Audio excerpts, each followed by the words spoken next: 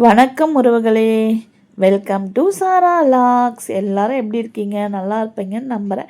இன்றைக்கி என்ன வீடியோனா, கோதுமை ரவை தக்காளி பொங்கல் எப்படி செய்யுதுன்னு பார்ப்போமா? அதுக்கு கோதுமை ரவை 2 ஆளாக்கு எடுத்திருக்கேன். பாசிப்பயிறு ஒரு குட்டி டம்ளரில் ஃபுல்லாக எடுத்திருக்கேன். எடுத்துகிட்டு ஒரு 2 டைம்ஸ் வாஷ் பண்ணிக்கோங்க. நல்லா அதை களைஞ்சி இது பண்ணி எடுத்துங்க. அதுக்கப்புறம் தண்ணி ஊற்றி ஊற வச்சுடுங்க. ஒரு 10 நிமிஷம் ஊறட்டும். அதுக்கப்புறம் ஒரு மிக்ஸி ஜார் எடுத்துக்கோங்க. அதில் நான் 5லேருந்து 6 தக்காளி எடுத்துக்கோங்க. எடுத்துகிட்டு அது கூட காரத்துக்கு வரமிளகாய், நான் 4 வரமிளகாய் தான் ஆட் பண்ணியிருக்கேன். காரம் நீங்கள் எப்படி சாப்பிடுவீங்க பார்த்தா அதுக்கேற்ற மாதிரி நீங்கள் ஆட் பண்ணிக்கோங்க. பூண்டு 6-7 பல் பூண்டு நான் ஆட் பண்ணியிருக்கேன். தோல் நீக்கிட்டு மிக்சியில் நல்லா அரைச்சி எடுத்துக்கோங்க பேஸ்ட் பதத்துக்கு. அதுக்கப்புறம் ஒரு இடி உரல் எடுத்துக்கோங்க. அதில் 1 ஸ்பூன் சீரகம் போட்டு நல்லா ஒன்றும் பாதியமாக இருக்கணும், நல்லா இடித்து எடுத்துக்கோங்க. அது கூடவே மிளகு 1 ஸ்பூன், அதுவும் ஒன்றும் பாதியமாக இருக்கணும், அந்த அளவுக்கு இடித்து எடுத்துக்கோங்க. இந்த அளவுக்கு இருந்தால் போதுங்க மிளகு சீரகம். இது பொங்கல் தாளிப்புக்காக தான். அதுக்கப்புறம் ஸ்டவ் ஆன் பண்ணி குக்கர் வைங்க.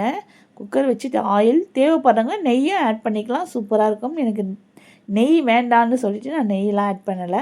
அதுக்கப்புறம் இடித்த சீரக மிளகு இருக்குல்ல, அதையும் போட்டுக்குங்க. அம்மா நறுக்கிய இஞ்சி கருவேப்பிலை போட்டு ஒரு 2 நிமிஷம் வதக்குங்க. இப்போ நம்ம பேஸ்ட் அரைச்சோம்ல தக்காளி பேஸ்ட், அதையும் ஆட் பண்ணிக்கோங்க. ஆட் பண்ணிட்டு 5 நிமிஷம் இதை நல்லா மிக்ஸ் பண்ணுங்கள், வதக்கி விடுங்க. இப்போது கலருக்காக நான் வந்து காஷ்மீரி ரெட் சில்லி ஆட் பண்ணியிருக்கேன். இது ஆப்ஷனல் தான், தேவைப்படுறவங்க ஆட் பண்ணிக்கோங்க. நான் கலருக்காக தான் ஆட் பண்ணேன். அதுக்கப்புறம் நல்லா தண்ணி, நான் வந்து 2 டம்ளர் கோதுமை ரவை, அதுக்கப்புறம் 1 டம்ளர் பாசிப்பயிறு, அதுக்கு நான் 4 டம்ளர் தண்ணி வச்சுக்கிட்டேன்.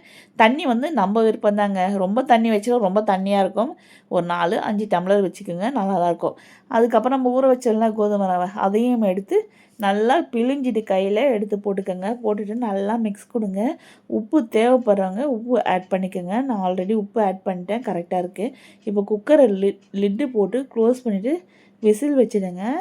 இது ஒரு 4லேருந்து 5 விசில் வரையும் வச்சு எடுத்துக்கோங்க. இந்த கோதுமை ரவை தக்காளி பொங்கல் செம்ம சூப்பராக இருக்குங்க. நான் வீட்லேயே ஒரு 6-7 முறை செஞ்சிட்டேன். எல்லாருமே சூப்பராக இருக்குன்னாங்க. நீங்களும் ட்ரை பண்ணி பாருங்கள். நான் இதுவும் ஒரு வீடியோவில் இன்ஸ்டாவில் தான் பார்த்து நான் ட்ரை பண்ணேன். ஆனால் செம்ம சூப்பராக இருக்குங்க டேஸ்ட்டு. நம்ம ரவை உப்புமாலாம் சாப்பிட்டு எப்படி இருக்கும், அதே மாதிரி நான் கோதுமை ரவை உப்புமாவும் செஞ்சுருக்கேன். ஆனால் அதை விட பொங்கல் சூப்பராக இருக்குது. இந்த பொங்கலுக்கு சட்னி வந்து பொட்டுக்கடலை சட்னி தாங்க, சூப்பராக இருக்குது.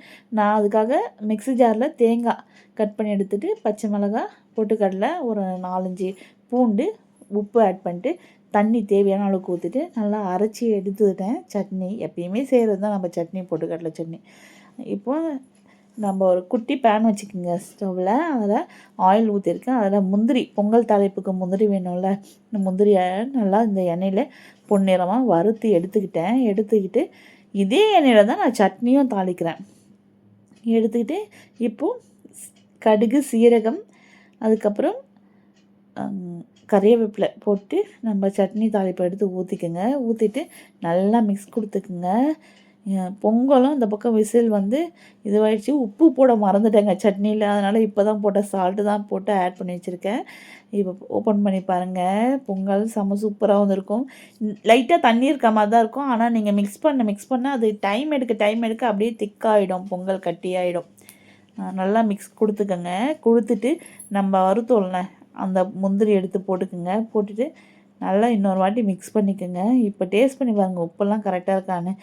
அப்படி கம்மியாக இருந்தாலும் இந்த டைமில் நம்ம லைட்டாக சால்ட் உப்பு ஆட் பண்ணி நல்லா மிக்ஸ் கொடுத்துக்கணும்.